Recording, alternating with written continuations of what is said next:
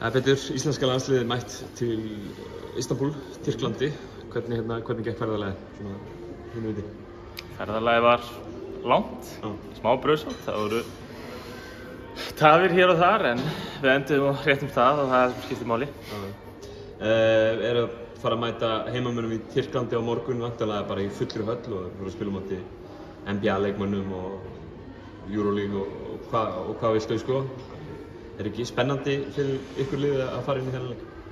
Jú, klárlega sko. Þetta verður örugglega geggjað. Við höfum eftir að fara og kíkja á höllina, þannig að það má eftir að sjá hana, en eins og þú segir, maður býst við að verði allt fullt af heimamönnum og já, þetta verður bara gaman að sjá hvar við stöndum í samanburði við þá. Já.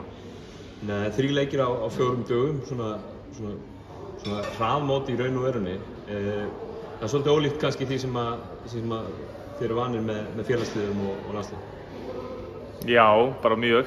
Það er yfirleitt fínn tími á milli leikja, þannig að þetta verður svolítið test kannski bara á hópinn, sjá hvað menn ráða við í löpunum sko. Þyrfti íslenska liðið ekki að sýna einhvers svona kænsku í þessu svona, þú veist? Búlgaríuleikurinn síðast með Úkraínu í miðjunni og svo kannski sterkasta svona metna liðið allavega Tyrklands. Jú, það er náttúrulega kannski fyrirfram erfiðast að taka þá en ég held að við förum svolítið bara inn í alla leiki til að vinna þá. Já. Og ég held að þetta verði bara stemmari sko, svo bara að sjá eins og við segir hvað menn hafa í löpunum en ég býst bara við að allir séu í fínu standi hér og bara klári alla þessi leikjum í sæmd.